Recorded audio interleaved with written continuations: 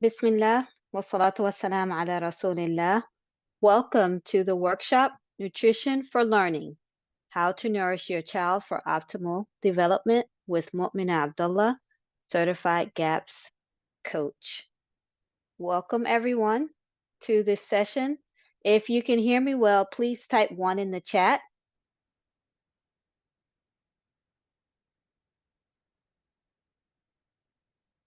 Okay, welcome Maryam, Haifa, welcome, Rahana, welcome. Can you tell me where you're coming from? Where are you tuning in from? Where in the world?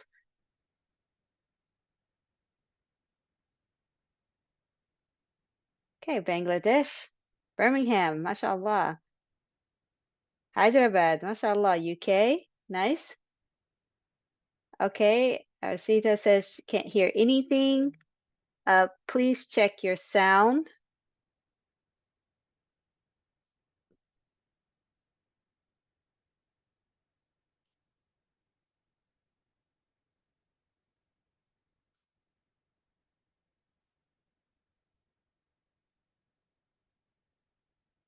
Okay, nice. Well, welcome everyone to this session. Okay, what brought you here? Okay, and what do you want to gain? Type in the chat. What brought you here to this session and what do you want to gain?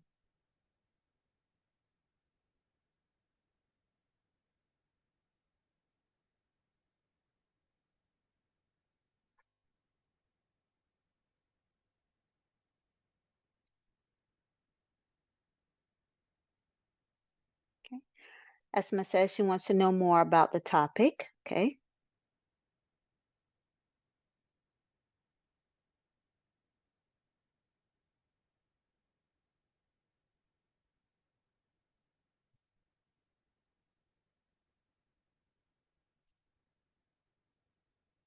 Anyone else?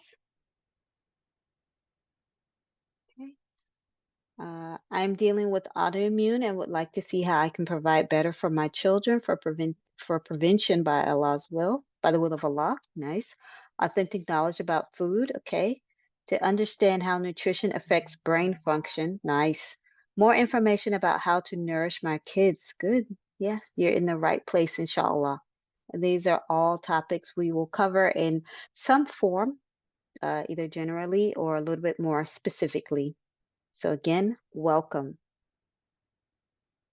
Okay.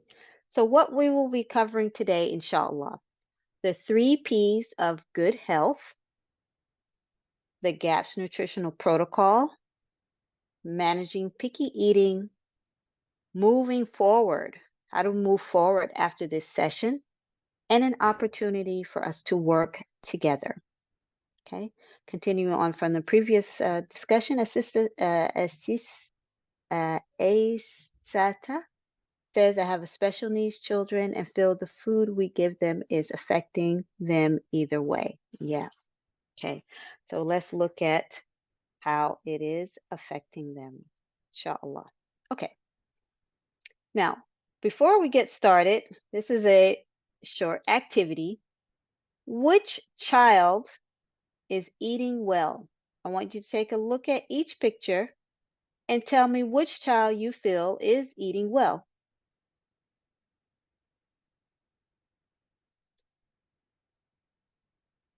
Is it A, B, or C? Okay, Rahan says C, Omanim says C, Asita says C. Anyone else? Asma says C. Okay. Uh, the daughter said B. All right. Haifa says C. Why are we saying C? What about C makes you feel like this child is eating well? Okay, Zainab also says C. Okay. Okay, vegetables and fruit. C is not eating just crossing hands, she says. Okay. She noticed the detail because the child has mixed diet. All right.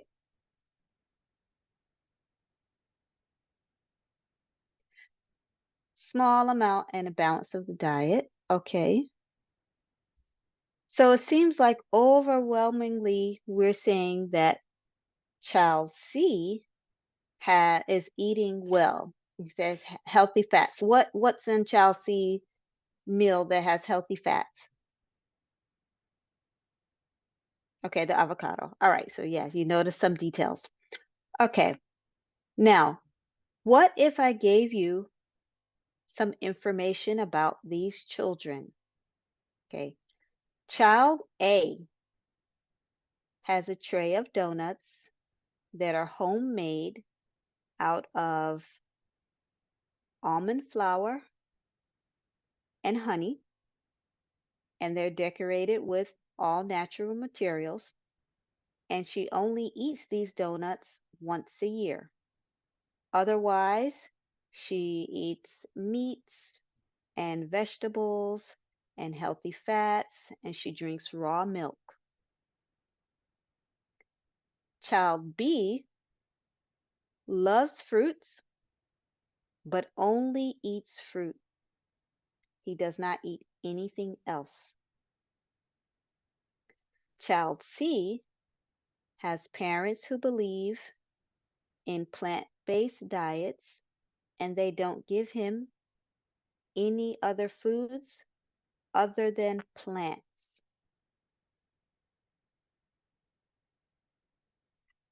Now, which one do you think, which child is eating well? Okay, now we're saying A, child A. Okay, yes, child A in this case.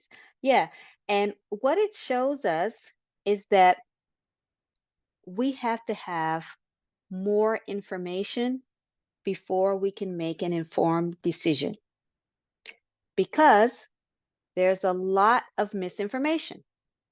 There's a lot of information out there. And we generally believe that children must have, okay, they must have fruits and vegetables, grains, dairy, and that's pasteurized dairy or alternatives, all the alternative quote unquote milks that are out there, meats, and that includes alternatives. So any type of meat that's out there, including uh, alternative meats that are plant-based, vegetable oils, refined salt, and sugar. And I don't know, type in the chat yes if you agree with me that a lot of us grew up with this kind of pyramid idea of how we should eat and how children should be fed. How many of you grew up with this idea of the pyramid? And actually, when I started looking up the pyramids, food pyramids, just recently, I noticed that they had switched, that we have fruits and vegetables down here at the bottom, and we have grains above that, then dairy, then meat, and then some type of oils and fat. Okay? Uh, Aisata, I hope I'm saying your name correctly. No, I grew up in Africa, so good is just natural anyway. Okay, nice. Yes. Anyone else grow up with this food pyramid? Okay, my children, however, grew up with a pyramid. Yes. So they were probably taught a pyramid and you're familiar with it. Okay. Okay. Yes. UK born. Yes. Anyone else familiar with this pyramid? And it gives us a general idea that the most important things to eat are which two food categories? Most important.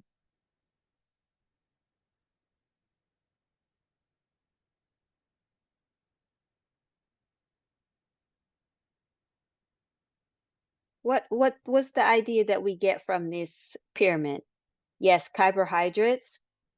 Are proteins important? Which are the two most important? Fruits and vegetables. Yes, that fruits and vegetables are most important, and then grains. And then we have dairy, then meat and oils and good fats all the way up at the top in lesser amounts. Okay. So what this causes many parents to do is to give their children mostly vegetables and fruits and grains. Okay. And so we kind of have an improper idea of what healthy eating is. Now, what I thought healthy eating was home cooked meals, as long as you cooked at home. It didn't matter how you cooked at home or what you cooked at home, as long as you cooked it. Okay.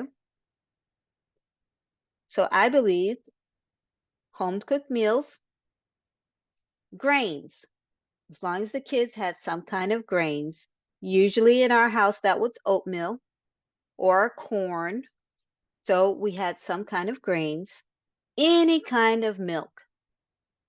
Okay. Any kind of milk, whether that was fresh milk from the grocery store that was pasteurized, or that was powdered milk, or that was UHT milk in a box.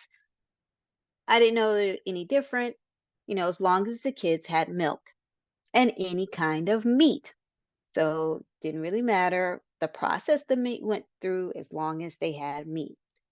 Then vegetables, fruit. I'll often make sure that they had some kind of a serving or two of fruits and vegetables per day. And I really believed in limiting sugar, so we didn't really eat candy. I didn't give my children candy, but we drank a lot of juice, whether that was 100% natural juice or drinks that we made at home with sugars. We drank juice. We drank a lot of juice. Okay. Tell me in the chat if you can relate to my idea of what healthy eating was. Did you think on along this similar lines?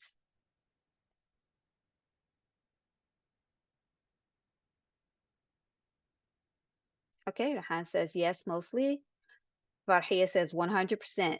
Okay, except for the juices. Yes. What did you do instead of juices? Yes, absolutely, says Hajar. Yep. Okay, water. Excellent. Yep, they drank water. Now we did drink water, but with meals we would have juice. Yep.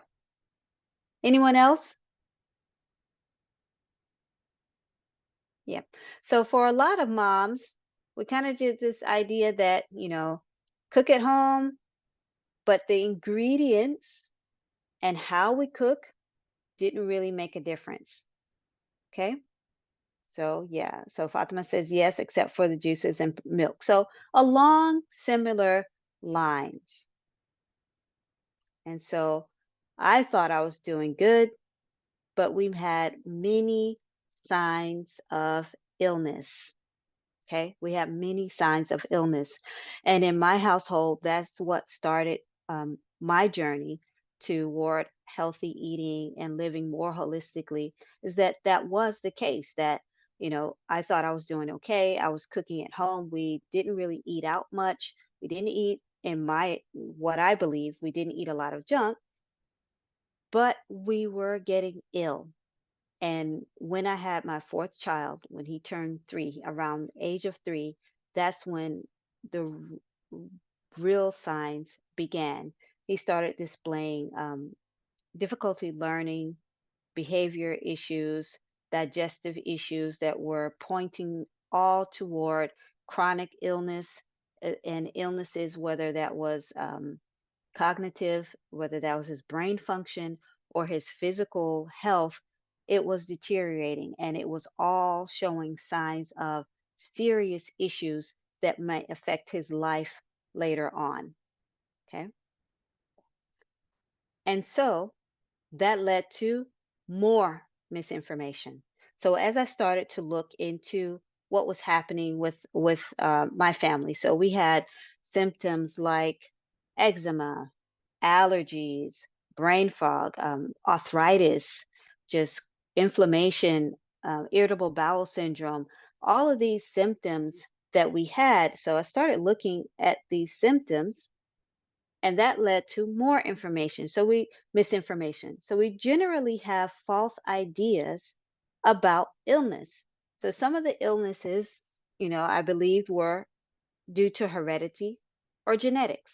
For example, the eczema and allergies. I felt like, oh, these run in my family, so it must be that it's hereditary or it's genetics or it's from the environment. So it's just environmental. It's just what is happening or what's prevalent in our environment now, either from the way we live or the products that we use, what have you, that illness comes from your general environment or that these are just common illnesses. So, eczema, allergies, asthma, all of these are just common. That's just what affects children these days. No need to worry about it. You can simply manage them. Okay. So, I believe that, okay, if you're seeing these symptoms, there isn't much that you can do about it. The only thing that you can do is manage.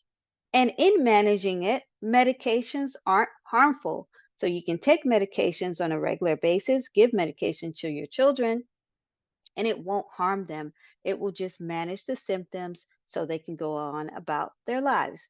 And then you can hope that eventually it will all go away. Okay. How many of you here have ever had these similar thoughts? Anyone have these similar thoughts about illnesses or symptoms that you may have seen in your child? Yes, Rehana, what did you see and how did you feel about it? What were you thinking? Did you think it was heredity? Did you think it was just common and there was nothing that you can do about it?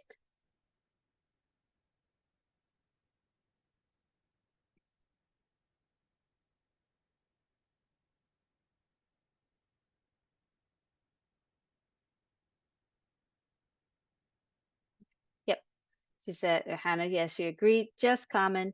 Nothing can be done. You just manage and move on. Anyone else take the same approach? Yep, medications are normal. Yep.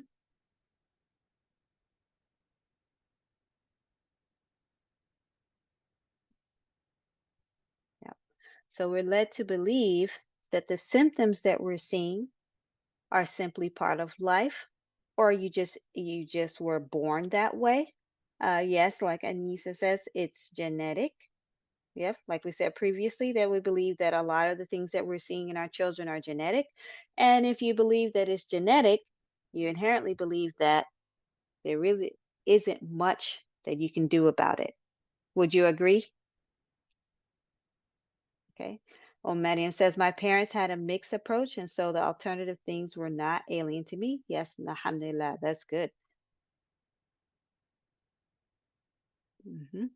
Yeah, okay. So, what false beliefs might you have about illness in your child now? I want you to take a minute and think about some of the things that you've seen in your child. What might be a false belief that you have about illness in your child? If you have a notebook, you can write this down in your notebook. If you feel open to write it in the chat, you can do that as well.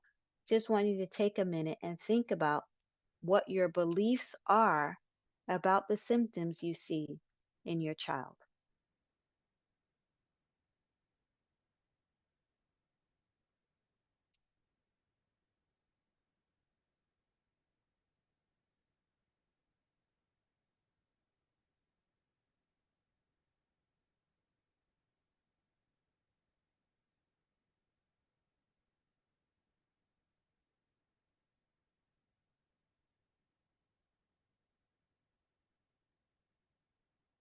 Okay, Anissa says it's incurable. Yeah. Farhia says that my child will be symptom free, bi'idhnillah. Okay, do you believe like this is a false belief or is this something that you're hoping for?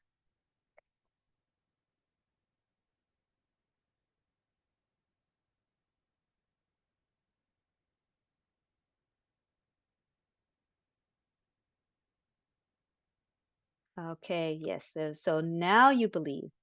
So previously, did you believe that your child would always have these symptoms?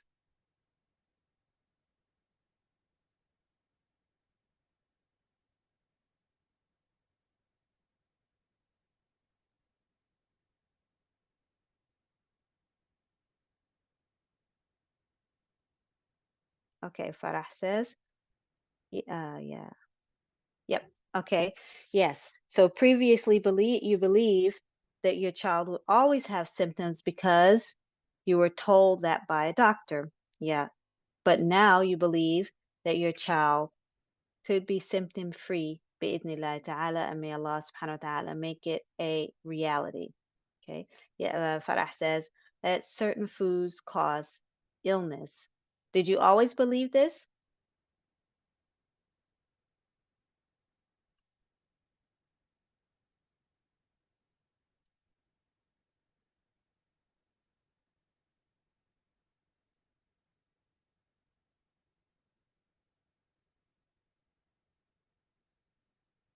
Okay. Yeah.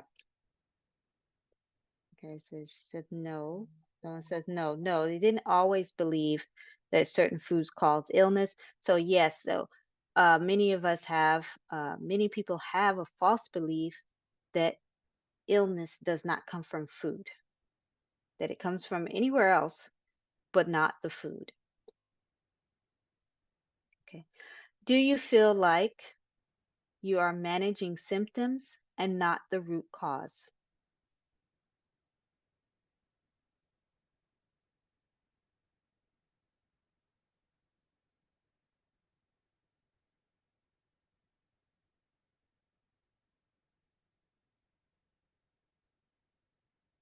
Yeah. So Hajar says yes. Yeah, often in the beginning stages of trying to understand what's happening, we end up simply managing symptoms, but we're not actually getting down to the root cause of why we're seeing the symptoms or where the symptoms are coming from, what's causing the symptoms. Okay. All right. So let's look at the root cause. There is a connection between the state of the person's digestive system and the health of the rest of the body. So this is going into the idea that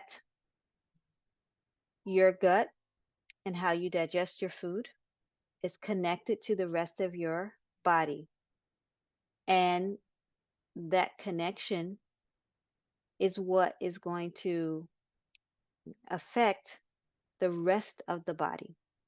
Our digestive system holds the roots of our health, and many physical and psychological conditions stem from an unhealthy gut. So, when the gut is unhealthy, when we don't process food correctly, then the rest of the body is affected. When the digestive system is unwell, instead of being a major source of nourishment, it becomes a major source of toxicity in the body. Nothing in the body can function. So, when our digestive system is unwell, when our small intestines is not functioning correctly, when our large intestines is not functioning correctly, when our stomach isn't functioning correctly, when the organs in our mouth are not functioning correctly, this affects the entire body. And what happens is that instead of us getting nourishment from our food, getting energy and getting the nutrients that we need to be strong and to grow, and especially in our children, instead of getting the nutrients that they need, instead they get toxicity. They get poisons that are pumped into their body coming from their digestive system because the foods are not being digested correctly. They're not being digested properly. So, when the body doesn't get the nourishment that it needs, no part of the body functions well. Okay. So, you just get a broken system. Okay. So, what are the keys to achieving good health? So this is what we really need to know. What are the keys to achieving good health? We'll cover the 3 P's of good health.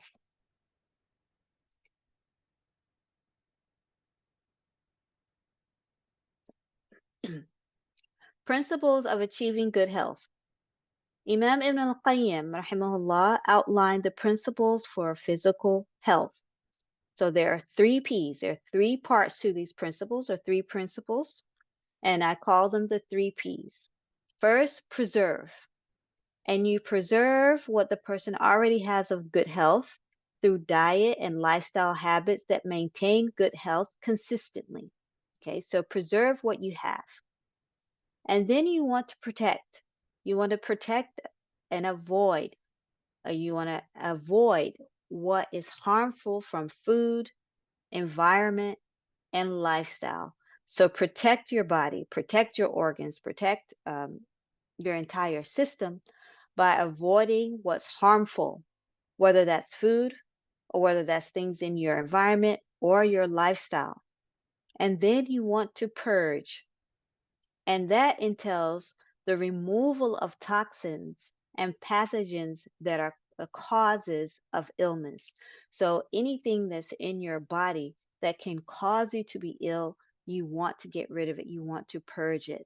So those 3 P's, those principles of achieving health are preserve, protect, and purge.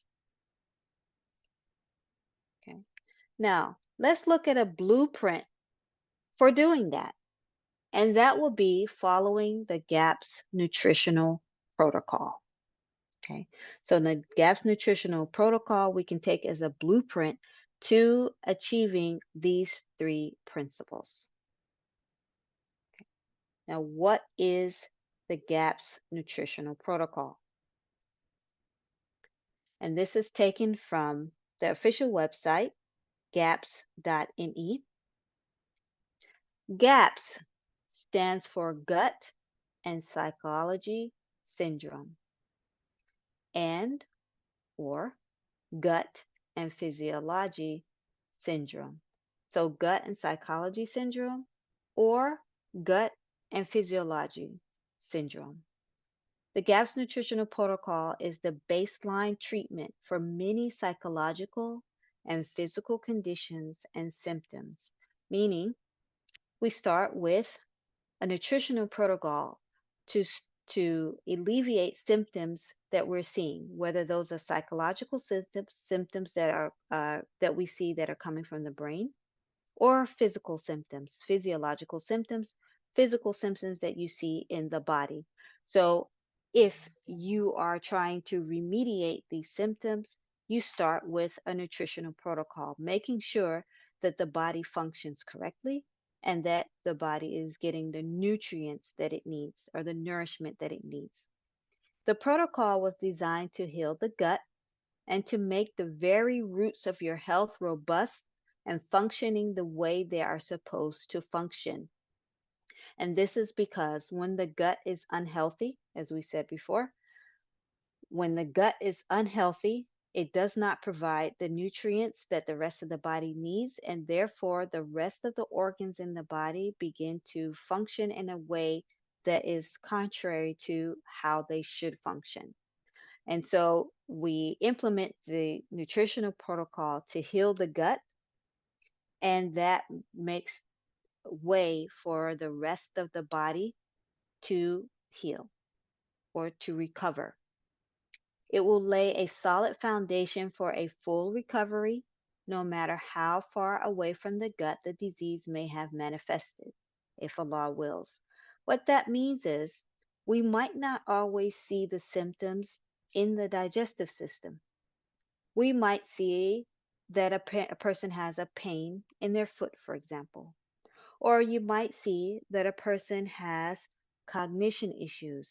They're not able to learn, or they have emotional issues that will be far removed from the gut, but it's still connected. Okay, you might have a person who has heart issues. You might have a person that has that has hormonal issues. They have hormonal imbalances. We would think that these are removed from the gut, but they're not. They're actually connected. Okay. So the nutritional protocol actually has three parts to it. First is the diet. And you'll hear the GAPS nutritional protocol also called the GAPS protocol or the GAPS diet. And that's what a lot of people are most familiar with, the GAPS diet. Okay. The diet is to introduce, this is what we introduce easily digestible and nutrient dense foods to allow the cells of the gut lining and bacteria layer to heal and rebuild. What this is talking about is what actually happens in the gut is that the lining of the small intestines, if there are bacteria that grow there, they're pathogenic, or we have other pathogens like yeast and parasites, as they grow, they start to break open the connection between the cells in the small intestines. And this causes a condition called leaky gut. And we call it leaky gut because food and other materials that are only supposed to stay in the digestive tract and flow through the digestive tract now starts to seep through the holes that are in the lining and enter into the bloodstream. In order to recover, you have to seal those gaps. Okay, so you have to close in the lining um, so that your body can rebuild, so that materials like food particles are not entering into the bloodstream. Because once those enters into the bloodstream, that is the root cause of a lot of illnesses and diseases that we see. The next step will be supplementation, and this provides additional targeted support for healing.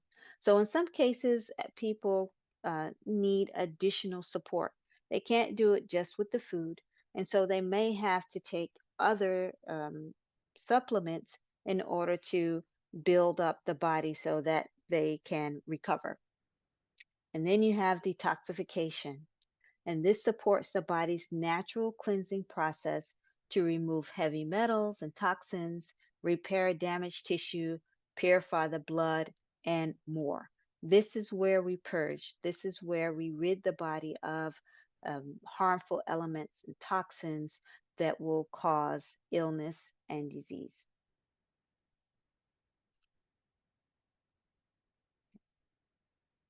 Now, GAPS symptoms, and these are the symptoms that we see when a person has leaky gut. We call them GAPS symptoms, and they can be psychological and physical. So they can be symptoms that you see coming from the person's brain functions, or they can be physical, what you can actually see on their bodies. Many individuals will have both types of symptoms at different degrees of severity. Okay? So, a lot of times people will notice one or two symptoms, but they might believe that they don't have other symptoms. For example, a person who has allergies, okay, they'll say, yes, that's my symptom, is allergies. So, this is a physical symptom that they have allergies. But you might notice that this person also has psychological symptoms. They may have brain fog, for example. They may be confused easily. They may have learning challenges like ADHD or dyslexia. Okay. So they notice the physical symptoms, but they might not notice immediately the psychological symptoms. Or the opposite. You might have a person say, well, my child was diagnosed with a learning challenge. Okay. And if you ask, do they have any other symptoms? They say, well, no, they're healthy otherwise. But then through asking more questions, you find out that the child is a picky eater. They won't eat foods. They won't eat many foods. or that they are constipated. They have chronic constipation. These are physical um, symptoms that are connected to the psychological symptoms, and they can be in different degrees, but often when a person has one or the other, if you see a physical symptom, often they do have psychological symptoms, and when they have psychological symptoms, they often also have physical symptoms.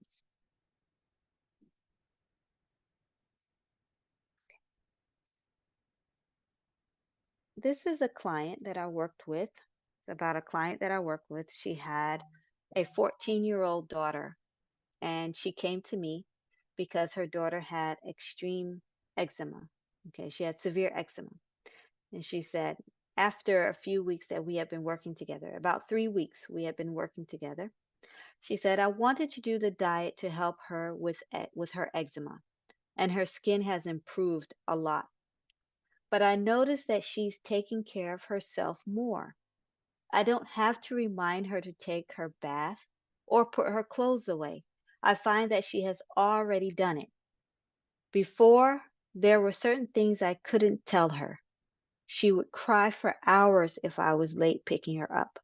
Now, she's calm and mature about it. So, although um, this client came because she wanted to help her daughter recover from a physical ailment, her eczema, the very first things she started to notice the change were the psychological symptoms.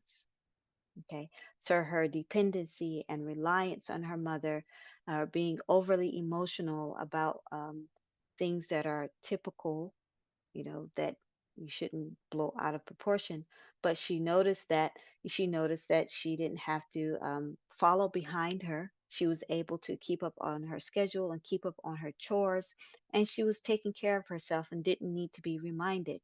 So this is only 3 weeks after starting the nutritional protocol that she started to see these real tangible changes. And as she mentioned, it actually uh, took a load off of her because she didn't have to remember and follow behind her as much. And she didn't feel anxiety about, picking her up or being late or telling her certain things that she thought would have triggered her before. So we see that even just changing the foods has a profound effect both physically and psychologically. So let's pause for a minute here. What symptoms do you see in your child? And are they physical, psychological, or both?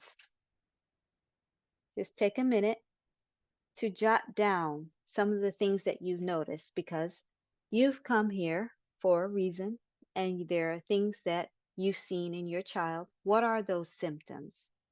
Are they physical, psychological, or both?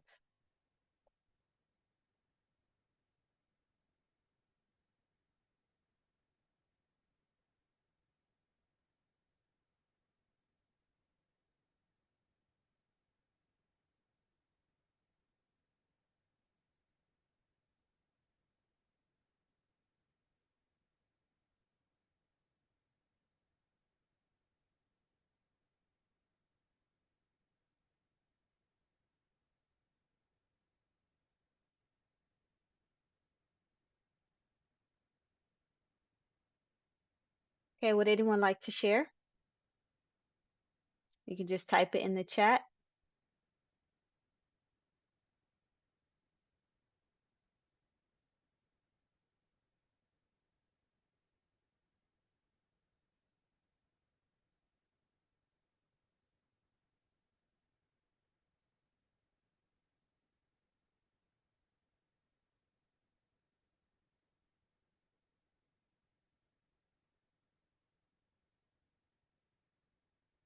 Okay, Afsila says both. What are some of the things you're seeing, if you don't mind? And Muna as well, you say both. What are some symptoms that you see?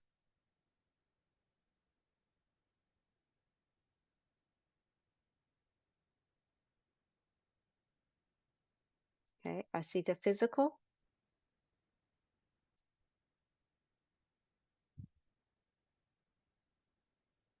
Okay, gets emotional very easily. Okay,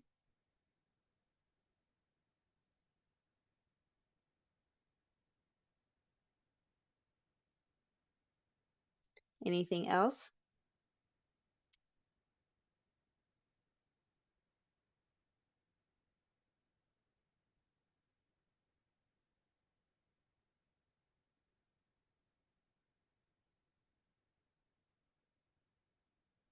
Okay, so he's diagnosed with autism. Okay, Laishvi.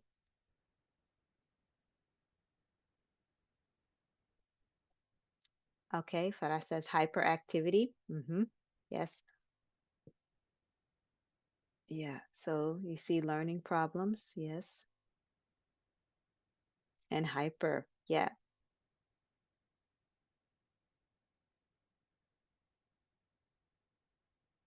good. What about physical? Any physical symptoms? Okay, Rahana says my younger brothers, they all the time with their devices, they seem unemotional. Okay. Constant talking and hyperactivity. So we see a lot of hyperactivity. Yep. Picky eater and hypermobility. Okay. Yeah. So you see, i- if you start to, which I totally recommend, you will you want to take an inventory of the symptoms that you see. Okay. Gets colds easily, sleeping, hair loss. Okay. Yeah. So you see a combination, constipation. Yes, that's a major symptom. And epilepsy, Layashvi. Yeah. So some of these will be physical and some will be psychological. I would say take yeah, okay, chronic constipation, skin problems. Yeah. Take an inventory of the symptoms that you see. Okay? All of them. Don't discount any of them because what will happen is, inshallah, once you start the diet, you will start to check off these symptoms one by one. Okay. So get into the habit or start making a full list of the symptoms that you see that you want to remediate. Okay. Sound okay? Is the sound still clear?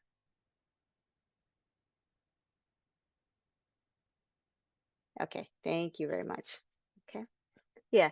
Even if it's been a while, you said he's had these symptoms for 10 years. Yeah. Even if it's been a while, you can still put inshallah, start the diet and inshallah you will see changes. Okay, so putting it all together to take action. So let's put all of the information we just had and we'll put it all together. Yeah, that's a symptom as well. Okay, so first, introduce nourishing foods to preserve. Okay, so heal and seal the gut. So these foods heal and seal the gut. They introduce beneficial bacteria and yeast provide essential nutrients, they're easy to digest, and suppress pathogenic growth, meaning they stop the growth of bacteria and yeast. So they suppress it. They keep those pathogens from growing. Now, with these foods, these should be 85% of your child's diet. Okay, what are they? Meat stock, animal fats like tallow and lamb fat and duck fat, fermented vegetables like sauerkraut, okay, cultured raw dairy like homemade yogurt, whey, homemade sour cream, kefir, organ meats like liver and heart meat, well cooked vegetables, and this would be vegetables that you cook in your meat stock, and honey. It should be raw, organic honey. These foods here should make up 85% of your child's diet, meaning this is what they should be eating almost all the time. Okay, almost all the time. Anytime they're eating, this should be what they're eating. Does your child avoid these foods?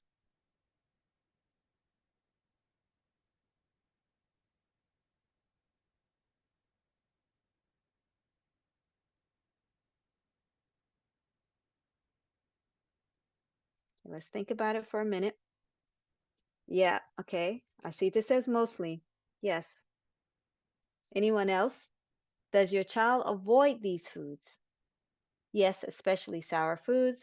Veggies, of course. Yes, very picky eater. Organ meat and fermented vegetables. Yes. So, yeah, what we see here is that these children are going to try to avoid the most important foods that they need to have. Okay? They're going to try to avoid them. So, what are the foods they should not have? You want to eliminate problematic foods. Okay. Okay, Fatima says if he had it for lunch, then he wouldn't like it for dinner. So only once. Yeah. So me, my child is a serious picky eater. He has an aversion to most foods. Yeah. Okay.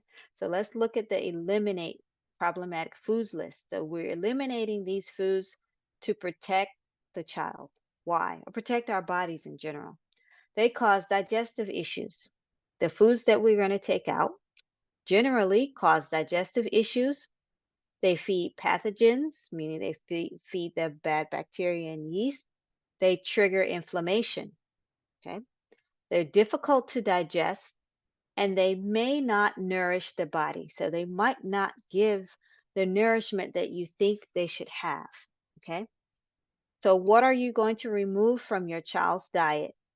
All grains. Okay. All grains. Now, all, the all uh, refers to everything in this list. So all grains. Grains will be wheat, barley, rye, corn, um, oats. All of those are wheats. And that will include quinoa, or grains, excuse me. That would include quinoa, amaranth, sorghum, all of those as well. So all grains, millet also. Buckwheat. We want to remove all of those. Remove all grains from the diet. We also want to remove all starchy vegetables. So this would, yes, rice. Rice is included as well. Thank you. Very good. Yes, rice is a grain and we want to remove rice. So starchy vegetables. So this would be potatoes, sweet potatoes, cassava, taro, Jerusalem artichoke. Any of those starchy vegetables we want to remove. All forms of sugar. So whether that's white sugar, brown sugar, jaggery, coconut sugar, all forms of sugar, we want to remove them. Okay. Beans and peas. So we want to remove beans and peas. So that's going to be your red kidney beans, or chickpeas, green peas. Later on, you can have a date syrup. No, you want to remove date syrup until you want to remove it at first. Okay. At first, you want to remove it. So, when you're trying to help your child build a healthy body, stick with honey, raw honey only, because all other forms of sugars can be digested by bacteria and yeast. Okay. So beans and peas, you also remove raw honey. White bread is made out of grains, so we want to remove it. So anything that's made out of these ingredients, we removed it. Lactose, which is milk sugar, So anything, so your milk products that are not raw or pasteurized milk products or products that are made from milk that are in a grocery store, you want to remove those and cooking oils. So these would be your vegetable oils like canola, sunflower, safflower, all of those you want to remove. Okay. Sumi says he only eats rice, so how would I make him eat anything substantial without rice? Okay, so we're going to have to get to that because there are techniques that we're going to use to get the child to eat. Where do we find raw honey? You can actually find raw honey on Amazon, and there are raw honey distributors, especially in the UK. There are raw honey distributors. Okay, and just take a look at that. There are more and more companies out there that are providing raw honey, but I know I've seen raw honey on Amazon. You can also find raw honey on iHerb. iHerb has raw honey. Okay. So now, does your child eat these foods regularly?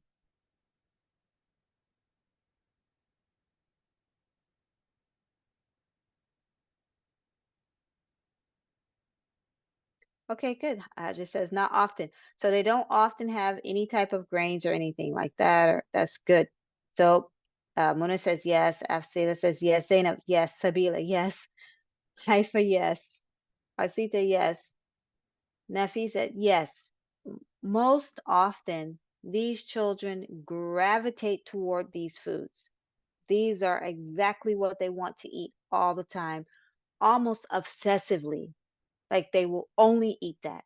And if you try to give them something else, they don't really want it. They kind of mess over it. So these are the foods they really want to eat.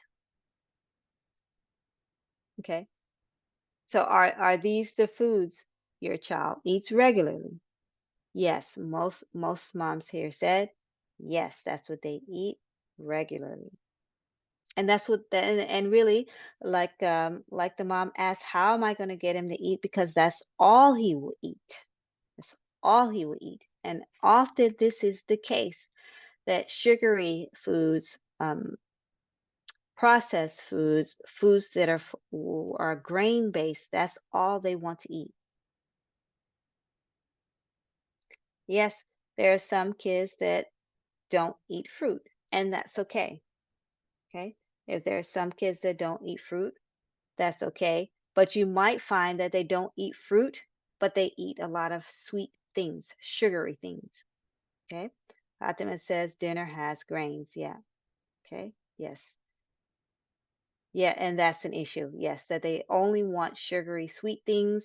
This is an issue. Okay. So let's get to the third point of purge. And this is detoxification. Regular bowel movements. So we have to make sure that regular bowel movements are happening. And if you notice, moms, um, constipation came up as a symptom many times, and this is common in these types of children that they have constipation. Detox baths, and these are baths that help to pull toxins out from the skin. Swimming in clean, natural waters also is a form of detoxification and purging. Rebounding. Rebounding is where you bounce on a trampoline, on a small trampoline. It could be a small one that you have in your house, any size trampoline really, but usually the small ones where you just bounce up and down, and that helps activate the lymphatic system and it helps to detoxify or purge and get rid of toxins that are in the body. Now we have to take active measures, meaning we have to do this actively. We have to do things to make sure that that detoxification happens. So we have to take active measures to relieve constipation and remove toxins from the body regularly. The reason is if we try to address the pathogens and the toxins in a person's body, but they're not moving, okay, the bowels isn't moving, they're only going to get backed up. Why? Because that pathway the passing stool. That pathway is the body's major pathway to removing toxins. And if it's backed up, nothing's going to be expelled. So you have to make sure that the colon is clear so that when there are toxins and the body seeks to remove it, it has a pathway to remove it. Okay, so you don't want a bottleneck there. So you have to take active measures to relieve constipation and remove toxins from the body regularly. Okay, now pulse check. How do you feel right now?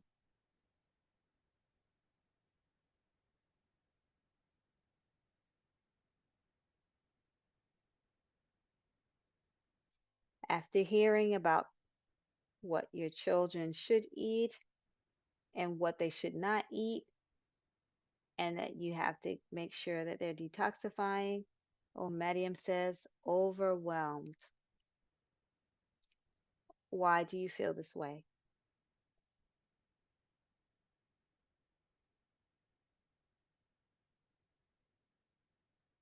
Okay, Haifa says more confident in starting the GAPS diet. Hey, great. Mona says anxious. Yes, tell me why you're anxious. Afsila, what should I feed my child? Okay. Uh, it's a lot to change. Yes, Medium. Yes, Medium. It is a lot to change.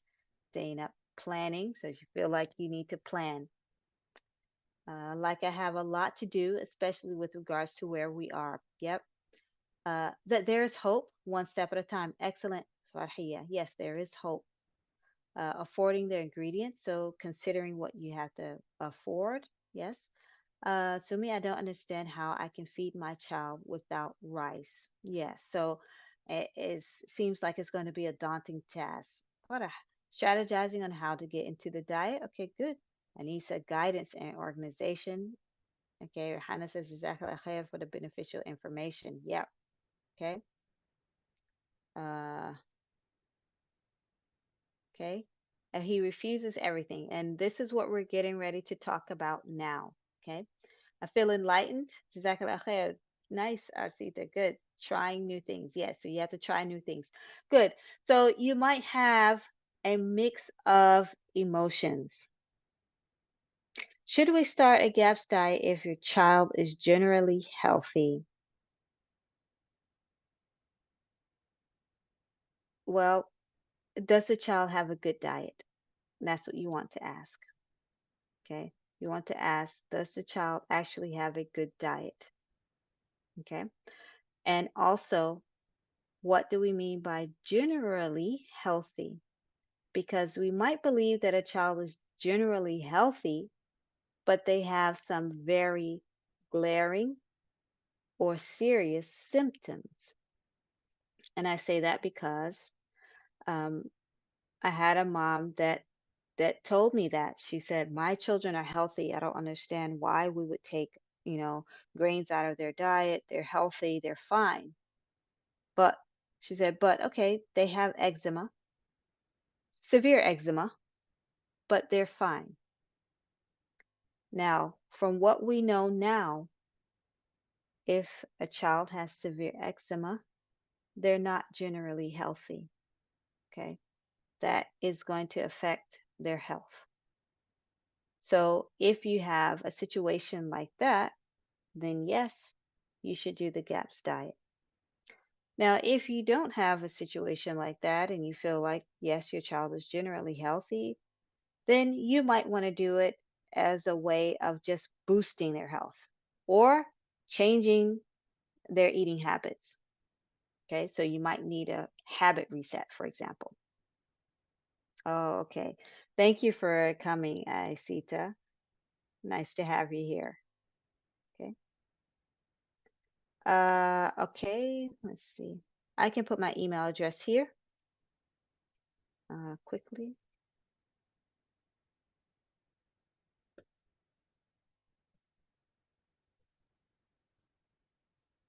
Okay.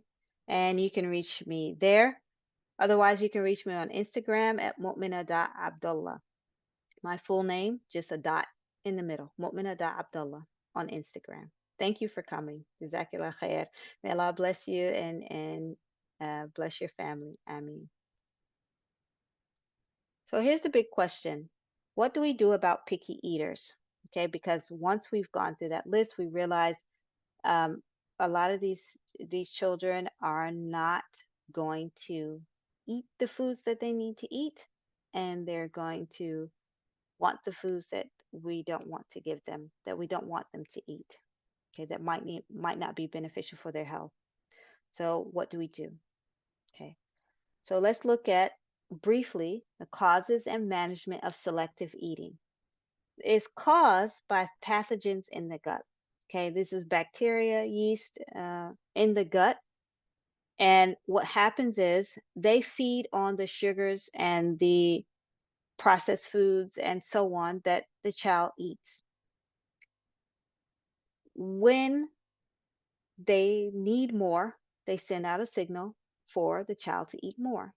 And then if there's something else to introduce that the pathogens cannot eat or might affect them in a certain way, they'll send out a signal saying, don't eat that. Okay. So the pathogens in the gut essentially cause the child to become a host where they eat according to what the pathogens want to eat. Okay. You also have pathogens in the mouth. Pathogens in the mouth affect the salivary gland and the other sensory organs that are in the mouth. So when the child eats beneficial foods might cause a stinging sensation. It might cause them to have a bad taste in their mouth. And so they refuse the beneficial foods. They might also have sensory distortion. There are sensors or areas in our mouth that are responsible for sending signals to the brain. And these children have sensory distortion. So they might taste something that tastes absolutely good to us, but it is perceived to them as something that tastes bad. Or let's say, for example, you have something that's warm, they might think that is hot, or something that is hot or warm, and they'll say that it's cold. So they have a sensory distortion, or they don't like, because of the distortion, they don't like the feelings of certain things. So it might feel, yogurt, for example, might feel overly slimy. So they don't want to eat that. So the sensory distortion will cause them to not to selectively not eat certain things. I've seen some children where they only will eat crunchy things. They wouldn't eat anything soft. They had to have like a crunch to it. Detoxifying substances in nourishing foods. So nourishing foods detoxify. So that would be like your meat stock, your vegetables, fruits even. And what they do is they start to attack the pathogens in the mouth. When that happens, it causes a sensation. It might burn, it might sting, okay? They might get like a buzzing feeling in their mouth. Any type of that when the nourishing food starts to attach to the pathogens to get rid of them, it causes a sensation. And so this sensation is not pleasant. And so the child immediately develops an aversion to this food. So when they see it, they say, no, they have in their mind, that's the food that made my mouth hurt. I'm not going to eat it. So these are four causes of selective eating. How do you manage it? You must remove the preferred foods first. Okay. And you can do this gradually. So if your child has a preferred food, they have cookies that they like, they only want to eat pasta, or it's rice, everything has to be with rice. This is a preferred food. Okay. So you have to gradually remove the preferred food. Introduce nourishing foods. Simultaneously, you have to introduce nourishing foods. You have to introduce those healthy foods that they need. Okay. And this will start to balance out and start to get rid of the pathogens that are causing the problem in the first place. And you have to use management techniques taught by a coach. We have several techniques or specific techniques that you can use with picky eaters to get them to eat. Okay, Sumi says, to be honest, by the way, although my son is severe picky eater, he also has pica. Is there any connection? What can you spell that out for me, please? Okay, Sabila had to go. Jazakallah khair for coming. Okay, Anissa says my son refuses lumpy food. Yeah, so you have where children refuse certain textures and so on.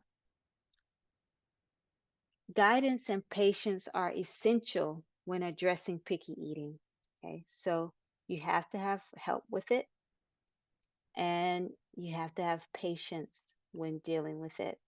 Um, as GAPS coaches, we have ways of helping parents to first remediate the picky eating and then get the child on the diet. And this is part of, if you are part of a coaching program, this is what we would do.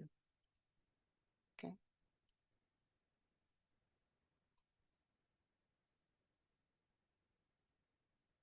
Yes. Yes. Okay. The condition where you eat, chew, or swallow non-edible items such as paper, plastic, rubber, sand, etc. Yes.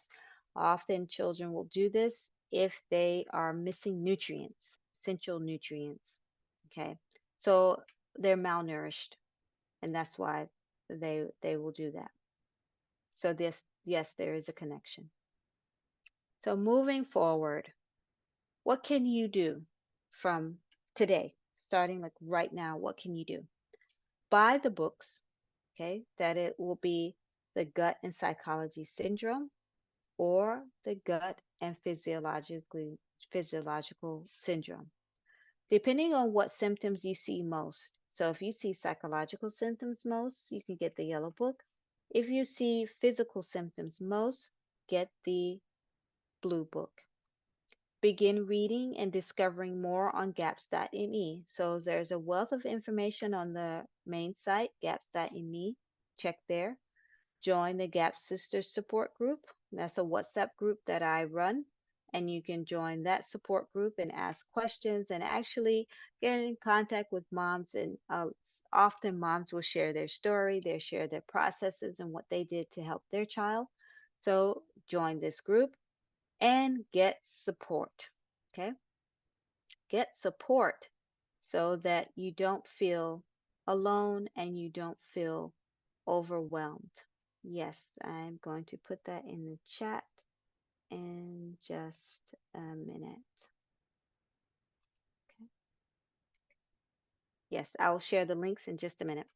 Okay, from autistic nonverbal picky eater to speaking and eating real food. And this is a client that I worked with, and she came to me because she had a daughter that was autistic, nonverbal, and picky eater. She said, this is a girl who wouldn't speak, and it's only been a few months, okay, since we started the diet. But mashallah, she speaks today. She was my first daughter, and it was so important for me to be there for her. I felt like I lost her. I thought to myself, it's now or never, and I dived in. And Momina broke it all down, and I feel confident having the coach there. I'm on the journey, and I'm grateful. And mashallah, this sister, yes, like she said, when she started with me, her daughter was a severe picky eater and was not speaking. And now she says sentences after 16 weeks. After 4 months of doing the diet, she speaks Allahumma barik alayha. So, do you need a coach? The short answer is no, because the diet and the protocol were designed for moms to do it on their own. Okay. But a coach will save you time and energy trying to figure out what to do on your own. And this is what I went through and why it was important for me to become a coach and to help sisters. I actually started helping sisters before I became a coach because I saw that there was a need, that I felt very alone and didn't have anyone to talk to. And it was very helpful when I actually got a GAPS practitioner for support. And it made a world of difference. And so Yes, you can do it on your own, but it saves a lot of time and energy when you have someone that you can just contact, talk to, and say, this is what has happening. And they're there to support you, there to tell you what's happening, there to point you in the right direction. Your coach will teach you the exact skills and knowledge you need. So, the exact things that you're going to have to get started and to maintain the diet, your coach is there to teach you, so that you don't have to, spend hours watching videos and reading books, etc. Help you take consistent action so that you maintain momentum. It's very important to keep moving forward when you're doing the diet, and your coach will be there to help you set goals so that you keep moving forward and that you don't fall back and have to start over or lose your progress. Act as your accountability partner so that you don't lose focus. So when you're feeling like, okay, I'm getting busy, I'm not sure what I'm supposed to do now, your coach is going to be there to say, okay, this is where we are. This is the next step we need to do. Let's keep moving forward. Your coach will support you in navigating challenges so that you don't feel overwhelmed. Okay. And one of the first challenges is dealing with picky eating, but there will be other challenges along the way. So your coach will be there to help you understand what the challenge is and how to manage it. And your coach will cheer you on and celebrate your wins so that you feel successful. And this is so important. I had a client who was just like, "Am I doing it right? Am I doing it right?" And I was like, "Yes, you're doing great." And it kept her motivated because she really was feeling like she couldn't do it, but she did so well. Alama barik aleha, and she felt confident because out is just someone telling her, you're doing good, you're doing great, you've got it, just keep going. Okay. This is another client. Her son is autistic, nonverbal, but he was dangerously hyperactive and highly sensitive. He had high sensory issues. And now Lama Barak Ali is calm and curious. She said, is this for real?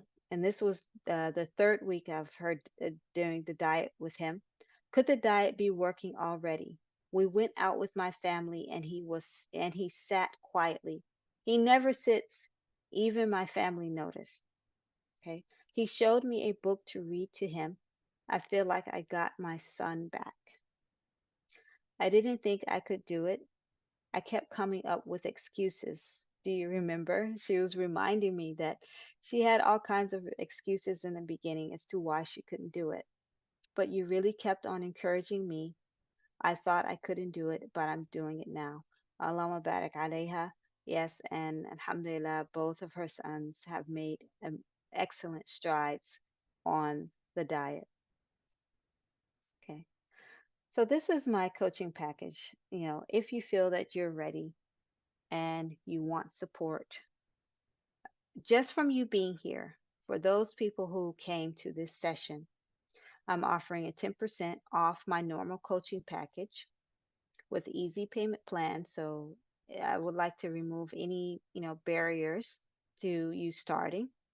And as a bonus, I'll give you additional training videos. So I have other training videos that I like to share as a bonus if you sign up this week. Tools and worksheets to get you started. Okay, so there's a few spreadsheets and other kind of worksheets that come along that I will give you so that you can have something on hand to get started with. And inshallah, we will start next month. So if you sign up before December 31st or by December 31st, this is my December intake and we'll start next month and you can go ahead and get on the diet, get your child on the diet, and inshallah getting them on the path of recovery. And my next enrollment possibly will be in April, inshallah. So this is a solid opportunity to jump in there if you've really been thinking about your child's health and really been thinking about how to help your child, but also wanting support for yourself, then this is a good way to go about it. Okay. So if you're ready to work with me, we can chat. I have a link that I want to share with you. And what you can do is schedule a call and we can talk and see if we are a good fit for each other, if my program would work for you. And what I'm trying to do is I might have to pause share for a second to get the links for you. I have a link for the groups for you to join.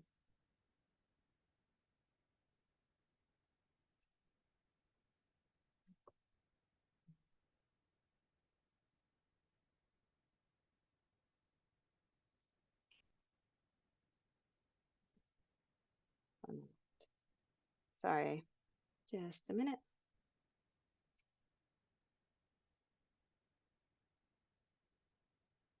Stuck in full screen right now. There we go.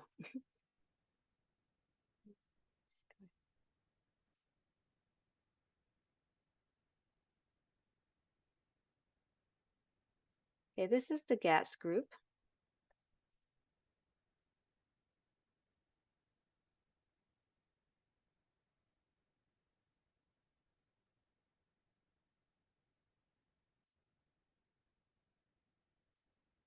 Okay, that's the link to the GAPS group. And if you feel like you're ready now and you just want to go ahead and jump into the coaching program, you can click on the second link. And if you want to schedule a call with me, all next week I'll be available to book a call. And on this call, what we'll do is we'll discuss your unique situation and how you can get started with implementing the GAPS diet. Okay, so just schedule a call. I'll send you a Zoom link from there, and then we'll move forward from there. Okay, so just follow those links.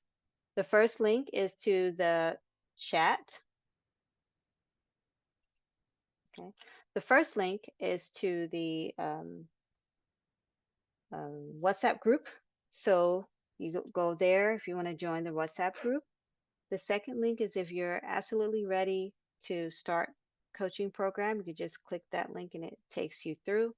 And I will put you on the schedule and we'll schedule your first meeting and we'll get started with onboarding from there.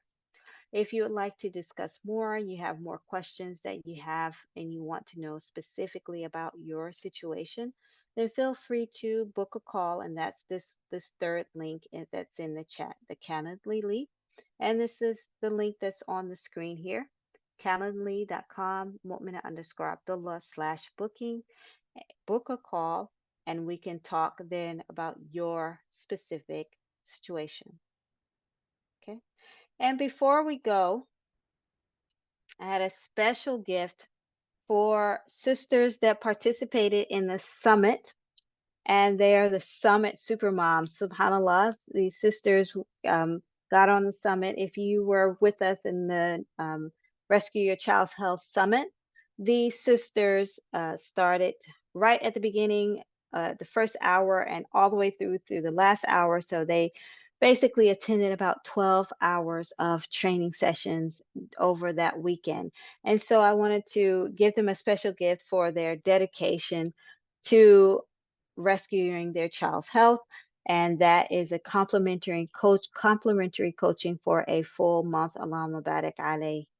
And that's Anisa Abu Bakr, Noura Sayed, Shuaib, Saghira, and Maryam Musaylah. Allah, if they are here, tell me you're here in the chat. If you're here, let me know you're here. I think I saw one of the sisters, but maybe she had to leave. But Allahumma barak alayhim. I'll try to contact them later. But they really dedicated the time, and so I wanted to help them, further their journey. And for you sisters that are here, don't forget that the discount is for you because you showed up and you spent your time and you really are showing that this is what you want to do. So use the links that are up here in the chat. Okay, join me on my in my chat group. Okay, on WhatsApp. So come in on WhatsApp, number one, and then if you're feeling like you want to just go ahead and jump in the training, and then jump into coaching. That will be the second link there, this PayPal link. And if you want to schedule a private call, do that here at this last link, calendly.com, /booking, and you'll have your own private call. Okay. Do you have any questions?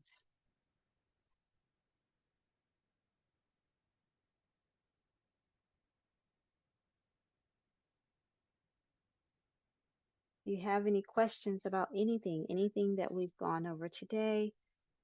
Um, Anything you need clarity on?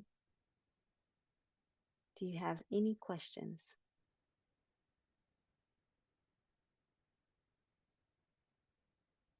Yes. The question is bedwetting and aggression something that GAPS can solve? Yes, it is, if Allah wills.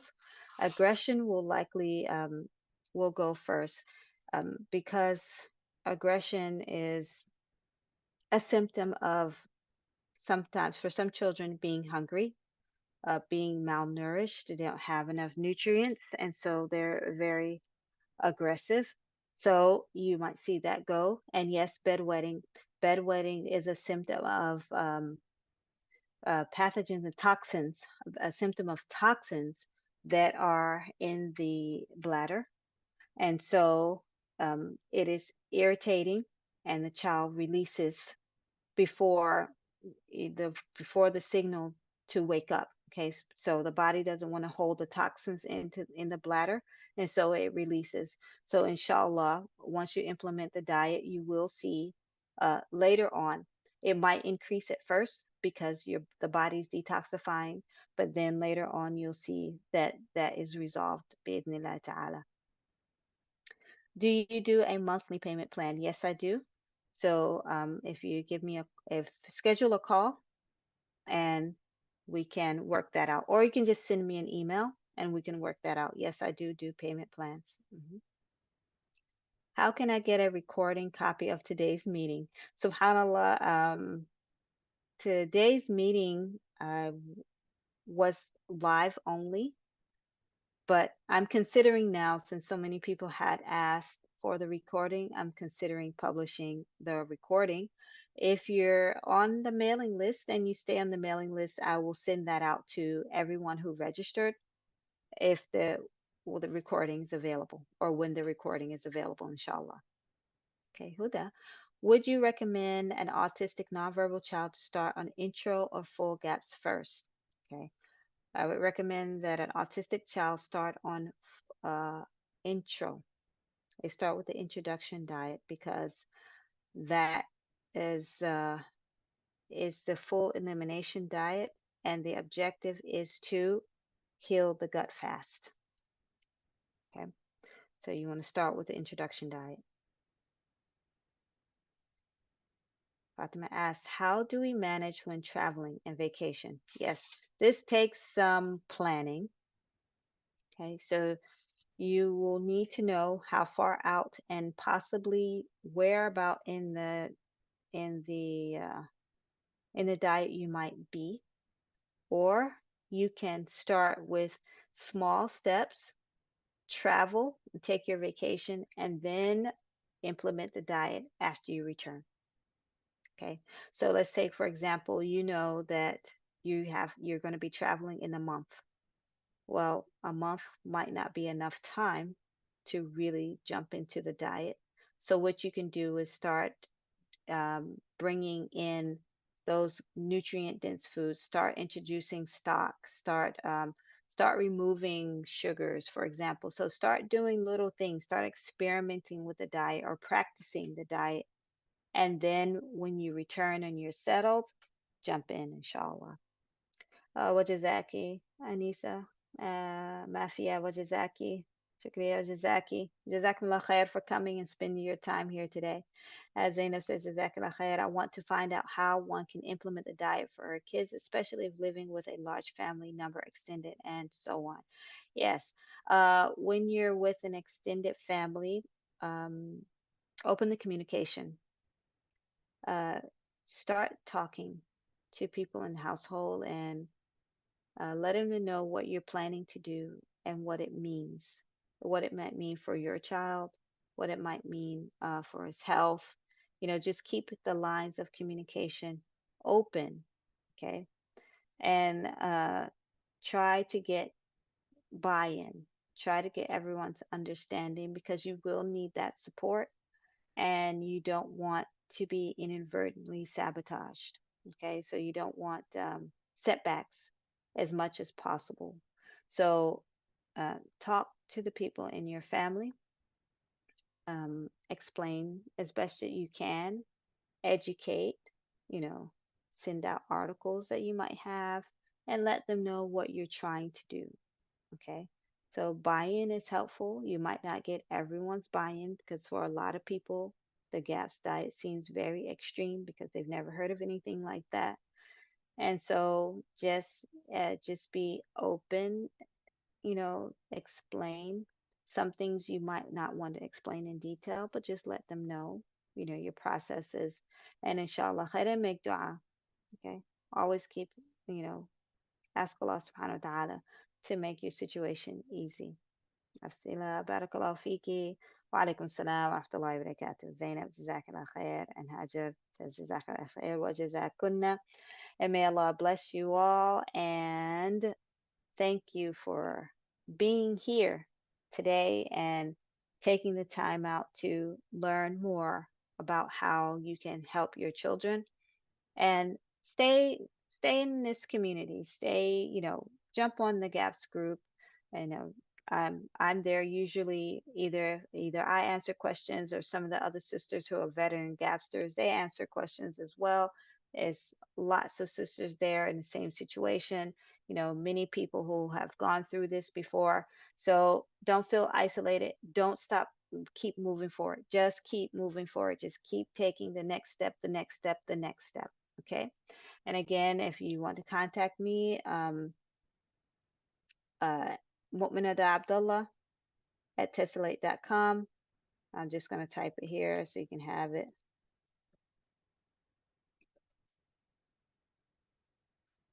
.me, sorry, tessellate.me. If you put info at tessellate.me, you'll also get me as well. Okay, so barakallah fi kunna wa jazakumullah khair. Wassalamu alaikum wa rahmatullahi wa barakatuh.